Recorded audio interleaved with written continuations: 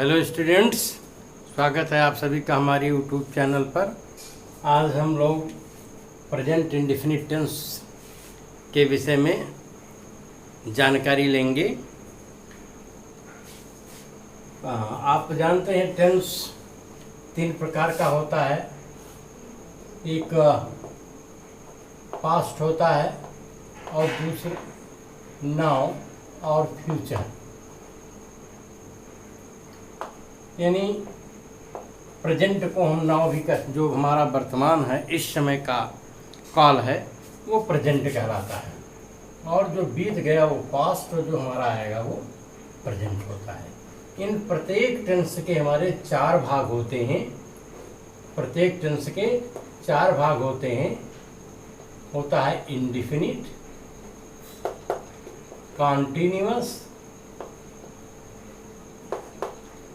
Perfect और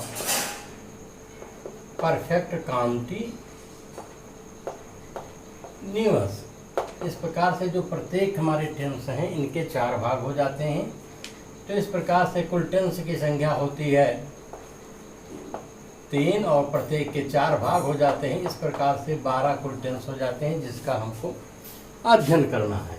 okay, तो present indefinite tense का हम पहले अध्ययन करेंगे। और किसी भी टेंस का अध्ययन करने से पहले उसके विषय में थोड़ा हम जानकारी लेते हैं कि प्रेजेंट इंडेफिनिट टेंस क्या है। प्रेजेंट की आप हिंदी जानते ही हैं, यानी मौजूदा समय, और इंडेफिनिट कहते हैं अनिश्चित। टेंस का मतलब काल होता है, यानी वर्तमान अनिश्चित काल। इसको अनिश्चित काल क्यों कहते हैं? इसे अनिश्चित काल क्यों कहा जाता है? इसे अनिश्चित काल इसलिए कहते हैं क्योंकि इसमें, इस टेंस में जिस किसी भी कार्य का हम उल्लेख करेंगे उसमें कोई निश्चित समय दिया नहीं रहेगा। अर्थात यह किसी एक निश्चित समय का उल्लेख नहीं करता है इसमें, इसलिए इसको हम प्रेजेंट इंडेफिनिट टेंस कहते हैं। इस टेंस का प्रयोग हम विशेष करके किसी के विषय में इंफॉर्मेशन, सूचना देने के लिए करते हैं। ओके, तो इसलिए इसको इंडेफिनिट कहा जाता है, अनिश्चित काल कहा जाता है। और जब हम ट्रांसलेशन करते हैं या इस टेंस को पढ़ते हैं तो सबसे पहले समस्या आती है कि हम कैसे जाने कि कोई सेंटेंस प्रेजेंट इंडेफिनिट का है या प्रेजेंट कॉन्टिन्यूअस का है या परफेक्ट का है या परफेक्ट कॉन्टिन्यूअस का। तो यहाँ पर आपको ध्यान रखना होगा कि जब कोई वाक्य आपको हिंदी में वाक्य लिखा मिले, हिंदी वाक्य, और हिंदी वाक्य में जो आपकी क्रिया हो, उस क्रिया में अगर आपको ता, ती, ते, ओके, ता, ती, ते और इनके साथ में है, हूँ, हो, ये लगा हुआ हो, तो आप ये तुरंत समझ जाएं कि इस प्रकार का जो हिंदी सेंटेंस है वो प्रेजेंट इंडेफिनिट टेंस का है। और ये ता है, ती है, ते हैं, ता हूँ, ये सब जो है आपका क्रिया में लगा हुआ होता है। जैसे सपोज कर लीजिए, हरी रोज टहलने जाता है। सपोज करिए ये सेंटेंस एक सेंटेंस है।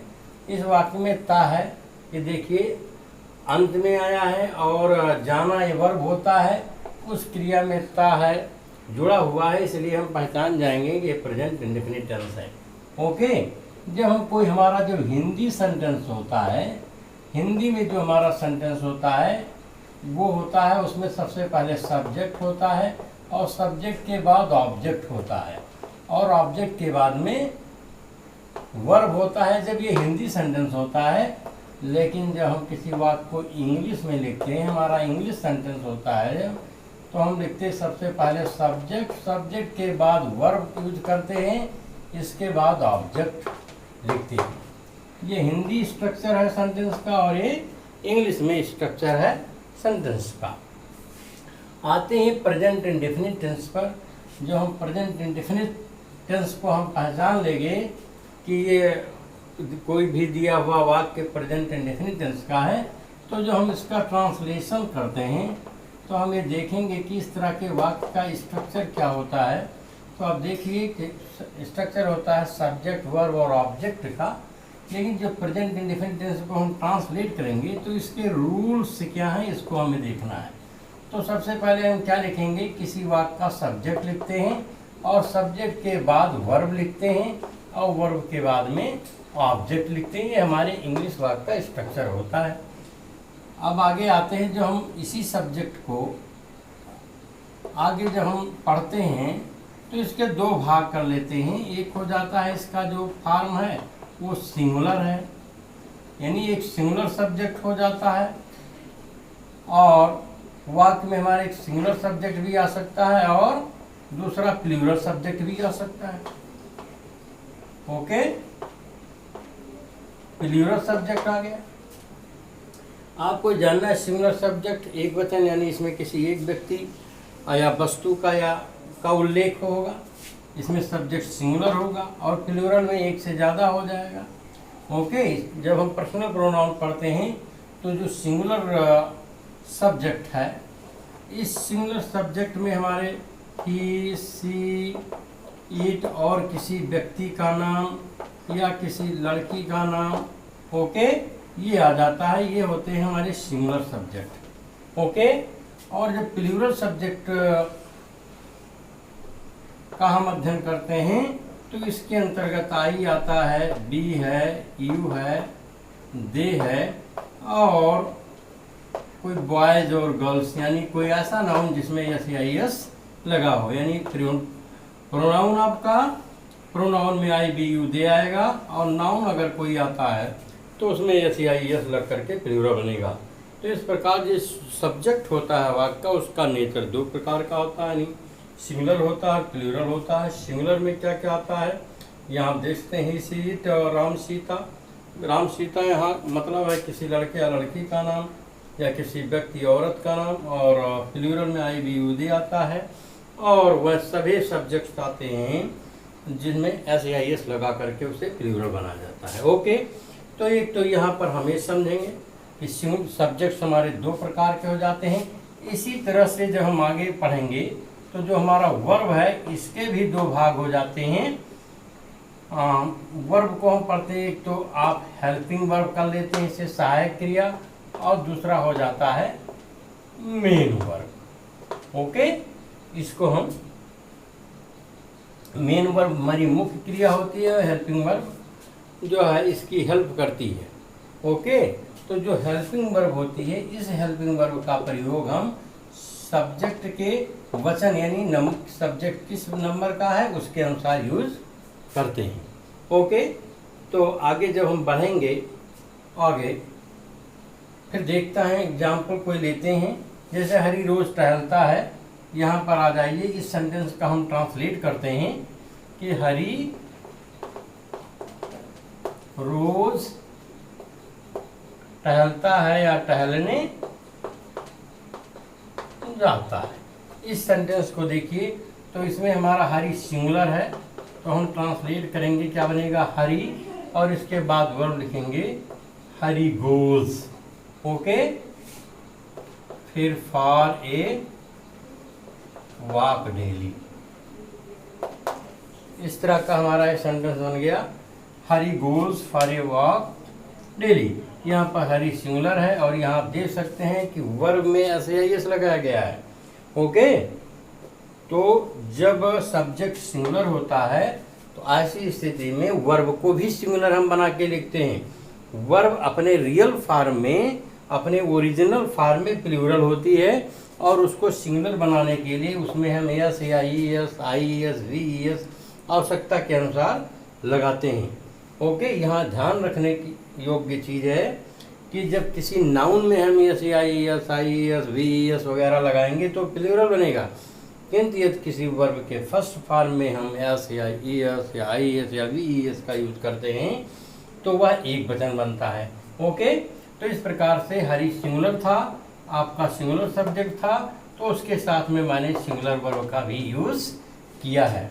ओके, अब मान लेते हैं कि अगर सब्जेक्ट प्लूरल होता, हरी के स्थान पर हम प्लूरल सब्जेक्ट कोई ले लेते, कि जैसे सपोज करिए हरी के जगह पर मैं लिख देता कि मैं रोज टहलने जाता हूँ। ओके, तो जब यहाँ पर आपका प्लूरल आई हो जाता, तो आई प्लूरल अगर है तो वर्ब का जो ओरिजिनल फॉर्म है, क्रिया का जो असली रूप है, वो सदैव प्लूरल में ही होता है। तो I go for a walk daily, ये हो गया आपका। यानी जब प्लूरल सब्जेक्ट होगा तो वर्ब प्लूरल यूज की जाएगी, और वर्ब अपने जो रियल फॉर्म है उसमें प्लूरल ही होती है। ओके, आगे बढ़ते हैं।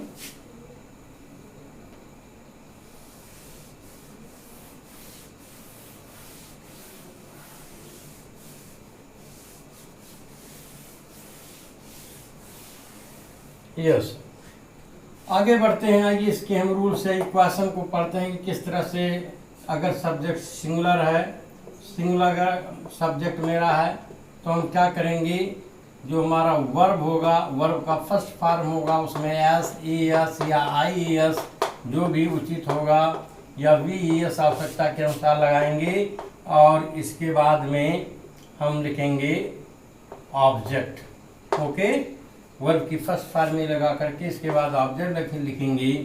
और यदि कहीं हमारा सब्जेक्ट जो है प्लूरल सब्जेक्ट है, तो प्लूरल सब्जेक्ट होने पर एम बी फर्स्ट का फर्स्ट फॉर्म लिख करके हम ऑब्जेक्ट लिखेंगे। ये हमारा स्ट्रक्चर रहेगा अफर्मेटिव सेंटेंस का। ओके, ये अफर्मेटिव सेंटेंस का स्ट्रक्चर रहेगा। अनसपोज करते हैं कि हमें अफर्मेटिव के बाद निगेटिव सेंटेंस कोई मुझे मिल जाता है, उसका मुझे ट्रांसलेट करना होता है या हिंदी से अंग्रेजी में कन्वर्ट करना होता है, तो हम किस रूल का फॉलो करेंगे, कौन सा नियम अपनाएंगे, या मुझे क्या करना चाहिए, तो आप इसको देख सकते हैं। अगर सिंगुलर सब्जेक्ट आपका दिया होगा तो उसके साथ में आप डज का प्रयोग कर देंगे, और अगर आपका प्लूरल सब्जेक्ट दिया हुआ है, ओके, तो उसके साथ आप डू का प्रयोग करिए, और इन सभी के साथ में नॉट लगा करके और क्रिया की प्रथमावस्था लगाते हुए आप वाक्य का हिंदी से अंग्रेजी में ट्रांसलेट कर सकते हैं। इससे आप एरर से बच सकते हैं और आप सही सेंटेंस ले सकते हैं। आप के सेंटेंस में किसी तरह का कोई मिस्टेक नहीं होगा। ओके, जैसे फॉर एग्जांपल मान लीजिए, सपोज करिए इसी सेंटेंस को मुझे निगेटिव बनाना होता, जैसे सपोज करिए कि तुम रोज स्कूल नहीं जाते हो। सपोज कर लीजिए कि इस तरह का सेंटेंस है जिसमें नहीं आया हुआ है, आपको ट्रांसलेट करना है, एक एग्जाम्पल के तौर पर है, तो आप ट्रांसलेट कैसे करोगे, यू करोगे। देखिए, यू आपको पहले बताया यू प्लूरल में है, तो इसके साथ में आप डू का प्रयोग करेंगे, इसके बाद नॉट लगाएंगे, और इसके बाद एम बी फर्स्ट लगाएंगे,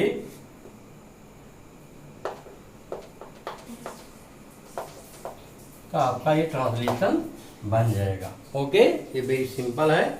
और सपोज करिए तुम के जगह पर अगर वह होता, ये सिंगुलर होता, तो यहाँ पर जो मैंने डू नॉट का प्रयोग किया है वो हो जाता डज नॉट लिखा है, और बाकी शेष वही रहता। तो इस प्रकार से आपके निगेटिव वाक्य का स्ट्रक्चर इस तरह का होगा। यानी अगर प्रेजेंट इंडेफिनिट टेंस का वाक्य अफर्मेटिव है तो आप इस रूल को फॉलो करिए, और यदि वाक्य आपका निगेटिव है तो आप इस रूल को फॉलो करें, आपका सेंटेंस गलत नहीं होगा। समटाइम्स आप कभी कभी वाक्य में ये भी पाएंगे कि वाक्य में एडवर्ब आपका ऑलवेज या नेवर मिल जाता है वाक्य में। तो यदि वाक्य में नेवर का यूज हुआ है तो ऐसे में आप डू नॉट या डज नॉट का प्रयोग नहीं करेंगे। जैसे मान लीजिए वह सदैव, वह झूठ कभी नहीं बोलता। ओके, तो ही नेवर टेल्स ए लाई, वह कभी झूठ नहीं बोलता। यानी इस तरह का अगर वाक्य है, यानी जिसमें कभी नहीं आया है, तो उसकी अंग्रेजी आप नेवर लिखेंगे, उसमें डज नॉट या डू नॉट का प्रयोग नहीं करेंगे, और उसका ट्रांसलेशन आप अफर्मेटिव सेंटेंस के नियमों के अनुसार करेंगे। अर्थात सब्जेक्ट अगर सिंगुलर है तो क्रिया में एस या इस लगाएंगे, और अगर मान लीजिए सब्जेक्ट प्लूरल होता तो आप क्या करते, क्रिया में एस या एस न लगा करके क्रिया की प्रथम अवस्था लिख देते। ओके, तो यदि वाक्य में नेवर आया हुआ हो तो आप डू नॉट और डज नॉट का प्रयोग उसमें नहीं करेंगे। ओके, नेक्स्ट आगे बढ़ते हैं। इंट्रोगेटिव सेंटेंस का अध्ययन करते हैं, यानी प्रेजेंट इंडेफिनिट टेंस का यदि वाक्य इंट्रोगेटिव हो तो उसका कैसे ट्रांसलेशन करेंगे और ये इंट्रोगेटिव कितने प्रकार का होता है। तो ये समझिए इंट्रोगेटिव सेंटेंस हमें दो प्रकार से हम पा सकते हैं और इसका प्रयोग प्रश्न पूछने के लिए किया जाता है। तो एक ऐसा प्रश्न पाएंगे कि जब उसका उत्तर हम दें तो उसे यस या नो में आंसर दे सकते हैं, और दूसरा ऐसा प्रश्न मिलेगा जिसमें क्यों, कहाँ, कब, कैसे यानी प्रश्नवाचक शब्द लगा रहेगा और उसका उत्तर जब हमें देना होगा तो हम प्रश्न में यूज किए गए क्वेश्चन वर्ड के अनुसार देंगे। अर्थात अगर समय पूछता है तो समय का उत्तर देंगे, स्थान पूछता है तो स्थान का देंगे। ओके, तो इस प्रकार से दो प्रकार के प्रश्नवाचक वाक्य बनेंगे। अब यहाँ पर हम एक एग्जाम्पल के तौर पर आपको बताते हैं कि क्या सूरज पश्चिम में निकलता है। सी हियर, यहाँ देखिए आप कि क्या सूर्य पश्चिम में निकलता है। अगर आपको इस प्रश्न का उत्तर देना होगा तो आप क्या कहेंगे, कहेंगे नहीं, सूरज पूर्व पश्चिम में नहीं निकलता है। ओके, तब जब इस तरह का वाक्य हो जिसका उत्तर यस या नो में दे सकते हैं तो उस पर जब आप ट्रांसलेशन बनाएंगे तो आप इक्वेशन ये फॉलो करिए कि डज लगाइए सबसे पहले कब, जब सब्जेक्ट सिंगुलर हो, और डू लगाइए सबसे पहले ये सब्जेक्ट प्लूरल हो। इसके बाद एम बी फर्स्ट ऑब्जेक्ट और अन्य वर्ड्स, अदर वर्ड्स आप लगा सकते हैं और अंत में साइन ऑफ इंट्रोगेशन लगाएंगे। तो जब इस वाक्य का हम ट्रांसलेशन करते हैं तो see here, does the sun rise in the west, ये हमारा क्वेश्चन हो गया है। इसी तरह से आप इसका ट्रांसलेशन कर सकते हैं। और यह दूसरे तरह का वाक्य है जिसमें क्वेश्चन वर्ड का यूज किया गया है, जैसे हम कह लें कि लिख लें तुम्हारा मित्र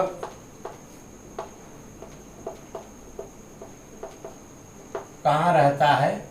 यहाँ पर आप देखिए कहाँ रहता है, मैं स्थान के विषय में जानकारी चाहता हूँ। ओके, जब स्थान के विषय में आप जानकारी चाहें, इसमें क्वेश्चन वर्ड का यूज किया गया है, इसका आंसर हम यस या नो में नहीं दे सकते हैं। तो इस तरह के वाक्य का जब आप ट्रांसलेशन करते हैं या अंग्रेजी में कन्वर्ट करते हैं सेंटेंस को, तो सबसे पहले हम क्या करते हैं, क्वेश्चन वर्ड की अंग्रेजी सबसे पहले लिखते हैं। इसके बाद हम सब्जेक्ट पर चले आते हैं, सब्जेक्ट को देखते हैं कि सब्जेक्ट सिंगुलर है या प्लूरल है। तो जब हम यहाँ पाते हैं तुम्हारा मित्र, यानी किसी एक मित्र की बात हो रही है, तो हमें मिल गया कि ये सब्जेक्ट जो है सिंगुलर है, और जब सब्जेक्ट सिंगुलर होगा तो इसके साथ में हम डज का प्रयोग करते हैं। ओके, और इसके बाद आप सब्जेक्ट लगा दीजिए, सब योर फ्रेंड, और इसके बाद में वर्ब लगाइए, वर्ब की फर्स्ट फॉर्म आप लगाएंगे। अर्थात जब इस तरह का वाक्य होगा तो उसमें जब ट्रांसलेशन करेंगे या वाक्य लिखेंगे तो यूँ लिखेंगे कि आप क्वेश्चन वर्ड लिखेंगे और इसके बाद में डज और या डू का प्रयोग करेंगे। डज लगाएंगे सिंगुलर सब्जेक्ट के साथ में और डू लगाएंगे प्लूरल सब्जेक्ट के साथ में, जैसा कि ऊपर बताया गया है आपको।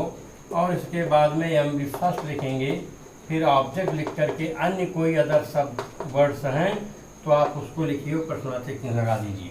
तो इस प्रकार से आपका वाक्य बन जाएगा। हाँ, ये जरूर रखें कि अगर आपका वाक्य इंट्रोगेटिव है, ओके, और उस इंट्रोगेटिव में कहीं साथ में निगेटिव भी जुड़ गया हो, ठीक, जैसे क्या सूर्य पश्चिम में नहीं निकलता है, निगेटिव जुड़ गया हो, ऐसी स्थिति में जो आप ट्रांसलेशन करें वाक्य का, तो आप सब्जेक्ट के बाद नॉट लगाएं, सब्जेक्ट के बाद नॉट का यूज करें।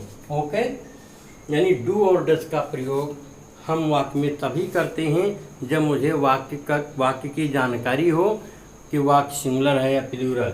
इन केस कोई ऐसा वाक्य आता है जिसमें मुझे, और वो वाक्य इंट्रोगेटिव है और मुझे सब्जेक्ट के विषय में जानकारी नहीं है, ऐसी स्थिति में उसका ट्रांसलेशन करते समय हम जो ये नियम दिया गया है या जो नियम मैंने बताया है इसका फॉलो नहीं करेंगे।